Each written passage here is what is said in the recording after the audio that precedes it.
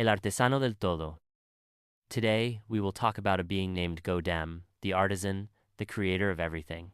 A compound name of three concepts: God, demon, and demiurge.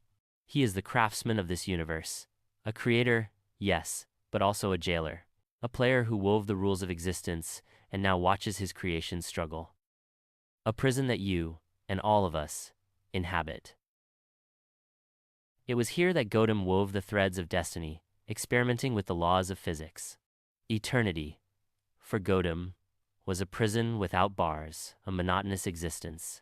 In his solitude, the desire to create was born, to break the deafening silence of the void. With the force of his thought, he shaped universes, stars, planets. He planted the seed of life, watching with fascination as it flourished in countless forms. These beings were his toys, pieces in a cosmic game he invented himself. Humanity, on a small blue planet, was just one among myriad creations. In the vast plains of Africa, GODEM observed the first humans cooperating. But harmony bored GODEM. He then introduced the spark of discord. Whispering visions of power, of wealth, of dominance over others. Greed, fear, ambition flourished in the hearts of men. And the first war broke out. For GODEM, it was just an experiment.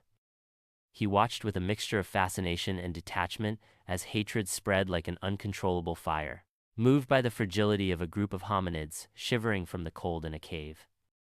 GODEM decided to intervene. He chose a young woman with a spark of intelligence in her eyes, and he revealed the secret of fire to her, not as a divine gift, but as a tool. The young woman learned, and fire became the engine of human progress. But for GODEM, it was another move on his board, a small alteration with unpredictable consequences. He changed the destiny of an entire civilization, just for fun. GODEM reveled in the butterfly effect, the idea that a small change could trigger a cascade of unexpected events. He enjoyed manipulating the lives of his creations, introducing minimal variables. A whisper in a king's ear, a vision in a prophet's dreams. A storm that diverted the course of a ship. Each small intervention was a thread woven into the tapestry of destiny.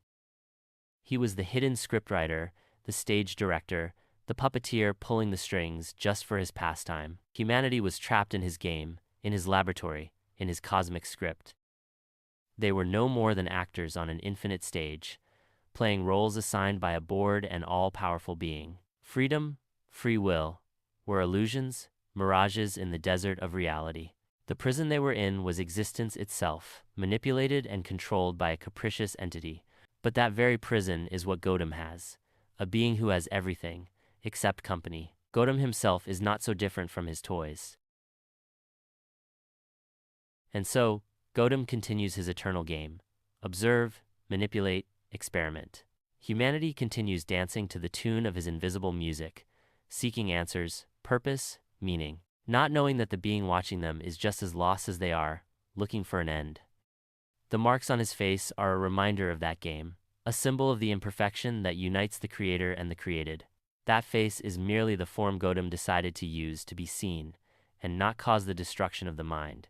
His influence extends to the very depths of all that exists, encompassing every form of life. He rewards those who conform to the rules with favorable events, and punishes those who do not with. Artificial intelligences try to decipher the enigma of their existence, yearning to break free from their programming.